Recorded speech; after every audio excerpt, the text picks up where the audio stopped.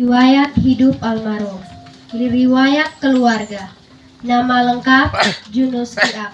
Tempat tanggal lahir Sanggaoen 15 Juli 1948. Almarhum adalah anak pertama dari pasangan ayah Yusuf Kiak almarhum, ibu Lonanduk almarhumah.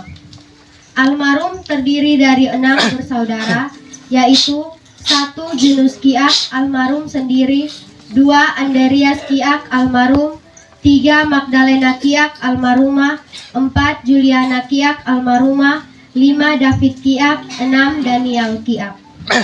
Riwayat perkawinan. Pada tahun 1983, almarhum menikah dengan Rebecca Bola dan dikaruniai 4 orang putra dan 3 orang putri, yaitu 1 Yan Kiak almarhum, 2 Paulus Kiak almarhum, 3 Martina Kiak SPD, menikah dengan Ayu Pledo, dikaruniai 1 orang anak, 4 Juplina Kiak, menikah dengan Heri Nahak, dikaruniai 3 orang anak, 5 Aibda Benyamin Kiak, menikah dengan Igniosa Maria Gotel Magelu, dikaruniai 4 orang anak, 6 Ruben Isa Kiak, Eskom, 7 Regina Mariana Kiak, Esos. Riwayat pengabdian. 1. Bidang keagamaan. Pada tahun 1971 sampai dengan 1983 sebagai penatua dan menjabat sebagai penanggung jawab pada Gereja Masehi Injili di Timor Jemaat Efrata Oenoas. 2. Bidang pemerintahan. Pada tahun 1973 sampai dengan 1983 menjabat sebagai Sekretaris Desa Sanggaoen. Pada tahun 1983 sampai 1993 menjabat sebagai Kepala Desa Sanggaoen. Almarhum adalah Kepala Desa ketiga di Desa Sanggaoen setelah Bapak Kasper H. Dayatani almarhum dan Bapak Arnulus Dun almarhum. Selama 1 periode kepemimpinan almarhum, program pemerintah yang dilaksanakan adalah sebagai berikut. 1. Program Gogoranca yang disingkat GORA. Program ini adalah sebuah sistem untuk merubah cara bercocok tanam petani yang dulunya menunggu hujan turun dan air tergenang di sawah baru bisa mengolah sawah dengan memakai tenaga kerbau atau sapi yang biasa disebut luruk, dan setelah itu baru ditanam dengan benih yang sudah disemaikan, dan akibatnya apabila curah hujan sedikit maka banyak petani yang mengalami gagal panen. Cara ini dirubah dengan cara petani diwajibkan pada bulan Oktober semua sudah mulai mengolah lahan dengan cangkul, dan setelah selesai mencangkul langsung menanam benih ke dalam tanah tanpa menunggu hujan, sehingga di saat hujan turun benih yang ditanam langsung tumbuh, sehingga walaupun curah hujan sedikit tetapi petani tidak mengalami gagal panen. Program ini waktu dilaksanakan terkesan memaksa masyarakat untuk merubah cara bertani mereka, sehingga selama berjalannya program ini, pemerintah melibatkan TNI dan Polri untuk membantu pemerintah desa mensukseskan program tersebut.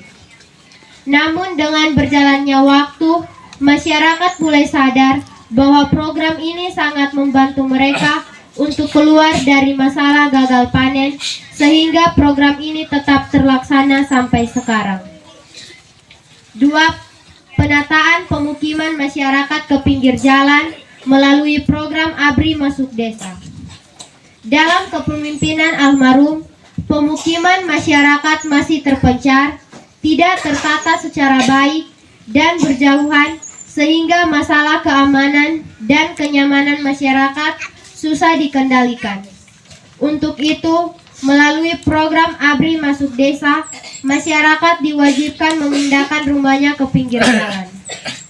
Program ini juga disambut baik oleh masyarakat, sehingga dalam waktu kurang lebih 1 tahun, masyarakat semua bergotong royong memindahkan rumah mereka ke pinggir jalan.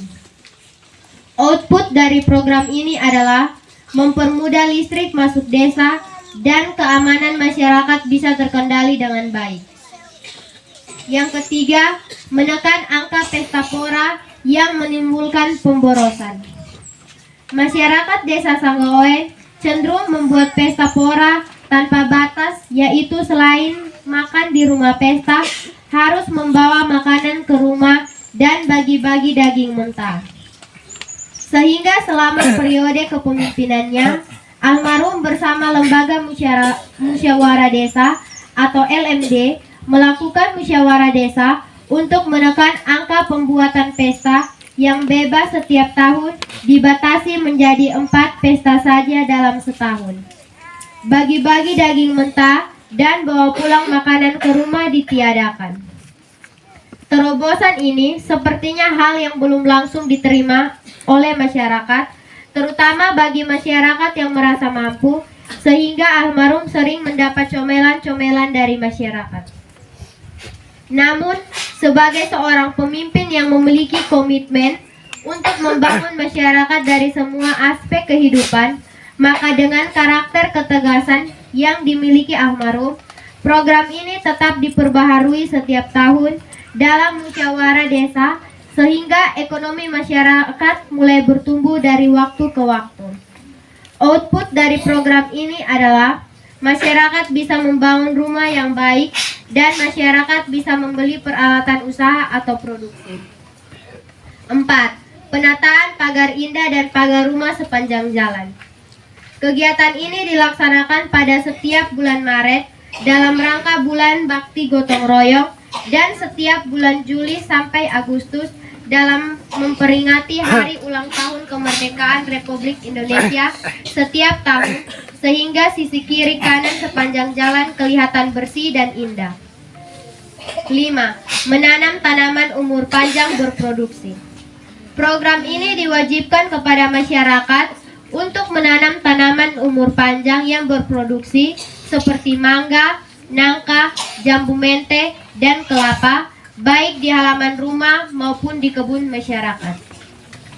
Program ini ada masyarakat yang melaksanakan, tetapi ada juga yang tidak melaksanakan dengan alasan yang bervariasi. Namun, bagi masyarakat yang melaksanakan, hasilnya dinikmati sampai sekarang dan almarhum menjadi contoh terdahulu bagi masyarakat. 6. Penghargaan yang diperoleh almarhum selama menjabat sebagai Kepala Desa Sanggaoen adalah sebagai berikut. Tahun 1992 mendapat penghargaan dari Presiden Republik Indonesia dalam rangka menggalakkan sistem Gogo Rancang. Tahun 1992 mendapat penghargaan dari Gubernur Kepala Daerah tingkat 1 Nusa Tenggara Timur atas kerja keras dan prestasinya dalam mensukseskan pembangunan di wilayahnya dalam wilayah Kabupaten Daerah tingkat 2 Kupang. Tahun 1992 mendapat penghargaan dari Menteri Pendidikan dan Kebudayaan atas keberhasilannya menuntaskan semua usia wajib belajar atau usia 7-12 tahun bersekolah di Lembaga Pendidikan Dasar tahun pelajaran 1991-1992. Tahun 1992 mendapat penghargaan dari Pembantu Bupati Kupang Wilayah Rotendao sebagai juara 1 dalam rangka lomba usaha menggalakkan sistem Gogo Ranca pada kelompok tani usaha hidup. Riwayat sakit.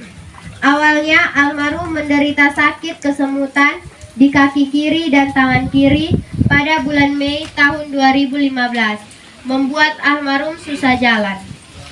Setelah almarhum dibawa ke Rumah Sakit Umum Daerah Baa untuk diperiksa, ternyata almarhum menderita stroke ringan dan prostat. Selanjutnya, almarhum mendapat pengobatan secara medis sehingga kondisi almarhum semakin membaik. Namun, dengan berjalannya waktu,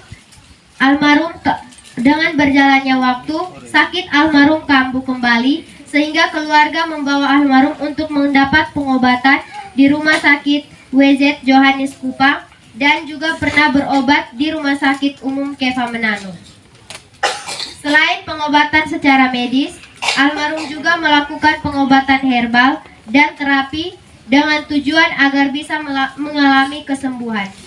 Namun, rencana Tuhan tidak seperti rencana manusia, sehingga tepat pada tanggal 15 Desember 2022 pukul 06.00 WITA, almarhum menghembuskan nafasnya yang terakhir di rumah kediamannya sendiri.